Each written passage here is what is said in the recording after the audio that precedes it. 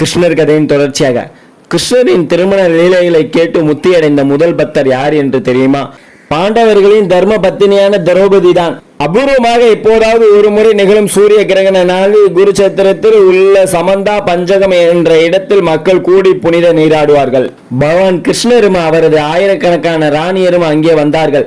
இவ்விழாவில் பங்கேற்க குந்தி தேவி, அவளது அண்ணன் வசுதேவ, திருதராஷ்டிரன், அவன் தேவி காந்தாரி, தர்ம துரியோதனன் மற்றும் அவன் மனைவி பானுமதி, கிருபாச்சாரியார், இன்னும் மகாபாரத விஐபிகள் அத்தனை பேரும் ஆஜராகிவிட்டனர். குந்தியும் வசுதேவரும் நீண்ட நாட்களுக்கு பிறகு சந்தித்துக் கொண்டனர். அவர்கள் அங்கு ஆற்றிய உரையாடல்கள் மனிதகுல முழுமைக்கு ஆறுதல் அளிக்கும் கருத்துக்களை கொண்டது. இங்கே இவர்கள் இப்படி பேசிக் கொண்டிருக்க திரௌபதி கிருஷ்ணரின் பெரிய ராணியான ருக்மணியை சந்தித்தாள்.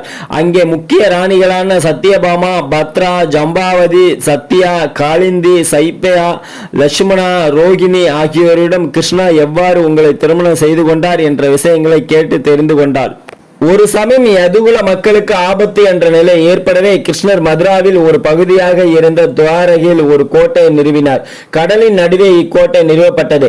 வீதியிலும் மாட மாளிகைகளிலும் அமைக்கப்பட்டன. அங்கே யதுகுல மக்களை குடியேற்றினார். அங்கு தன் மனைவி ருக்மணியுடன் வசித்து வந்தார். கிருஷ்ணர் சாந்திபனி முனிவரிடம் படித்த காலத்தில் அவருக்கு சுதாமா என்ற நண்பர் இருந்தார். குசலன் என்றும் இவரை சொல்வார்கள். இருவரும் இணைந்தே இருப்பார்கள். அவர் பிராமணர்.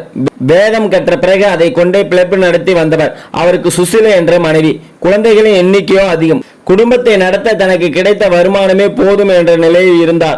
பிராமணன் என்பவன் வேதம் படித்தவன் மட்டுமே. பிற வேலைகள் அன்றைய சமுதாயத்தில் அவனுக்கு விதிக்கப்படவில்லை. அந்த தர்மப்படியே சுதாமா வாழ்ந்தார். மேலும் சுதாமா தனக்கு அதிகமான குழந்தைகள் இருப்பது பற்றி கவலைப்படவும் இல்லை. அவர் பகவான் கிருஷ்ணரிடம் தன்னை ஒப்படைத்துக் கொண்டவர். அவன் என்ன நிகழ்த்த வேண்டும் என நினைக்கிறானோ அதை நிகழ்த்தியே தீர்வான்.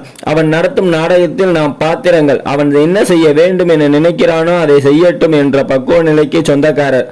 தந்தை எப்படி இருந்தாலும் தாய் குழந்தைகளின் பசி பொறுக்க மாட்டார். அவள் தன் கணவரிடம், அன்பரே, தாங்கள் தங்கள் நண்பர் கிருஷ்ணரை துவாரகையில் சென்று சந்தியுங்கள். அவர் நம் வாழ்வு வளம் பெற உதவாமலா போவார் என்றாள்.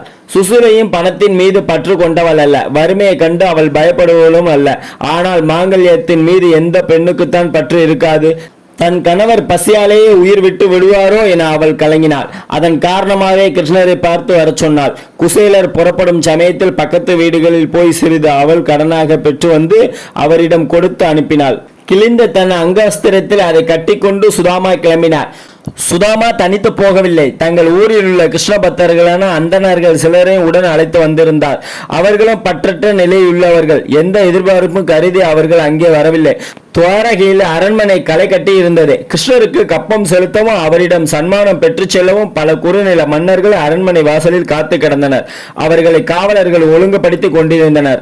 அவர்களுக்கு கிருஷ்ணர் ஒரு உத்தரவு போட்டிருந்தார். வேதம் படித்த பிராமணர்கள் அரண்மனைக்கு வந்தால் அவர்களை தடுக்காமல் காவலர்கள் உடனடியாக தனக்கு அறிவிக்க வேண்டும் என்பதே அந்த உத்தரவு. சுதாமா உள்ளே வரும் நேரம் கிருஷ்ணர் ருக்மணியின் மடியில் தலை வைத்து திருவடியை சத்யபாமாவின் மடி மீது வைத்து 10,000 நாயகிய சாமரம் வீச சுகமாக சயனித்திருந்தார்.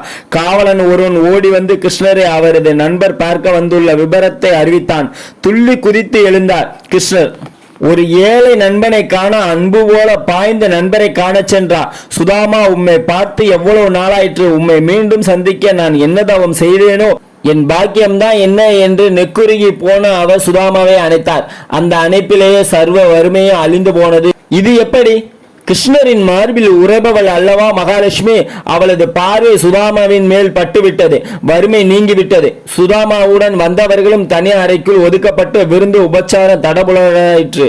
கிருஷ்ணர் சுதாமாவுக்கு தனி மரியாதை செய்தார். சுதாமா ஒரு பிராமணர் என்ற முறையிலே அவருக்கு பாத பூஜை செய்து தீர்த்தத்தை தலையில் தெளித்துக் கொண்டார். ருக்மணியும் அவ்வாறே செய்தார்.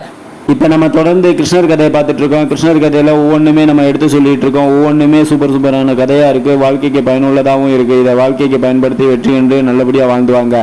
அது மட்டும் இல்லாமல் நம்மளுடைய டிடிஜிஎஸ் ஜீவேந்திராஜ் ஐபத்தா யூடியூப் சேனல்ல கிருஷ்ணருடைய ஒவ்வொரு கதையும் பார்க்கணும் அப்படின்னா நீங்க டிடிஜிஎஸ் ஜீவேந்திராஜ் ஐபத்தா யூடியூப் சேனல்ல போய் பாருங்க. ஒவ்வொன்றில் 1000 பிக்சர்ஸ்க்கு மிகாமல் போட்டிருக்கோம். நல்லா இருக்கும்.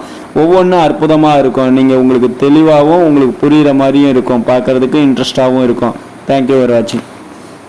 டிடிஜிஎஸ் ஜீவேந்திராஜ் ஐபத்தா யூடியூப் சேனல் பிடிச்சிருந்தா லைக் பண்ணுங்கள், ஷேர் பண்ணுங்கள், கமெண்ட் பண்ணுங்கள். உங்களுக்கு பிடிச்சவங்களுக்குலாம் இந்த வீடியோ அனுப்பிவிட்டு அவங்களே பயனடைவீங்க. தேங்க்ஸ் ஃபார் வாட்சிங்.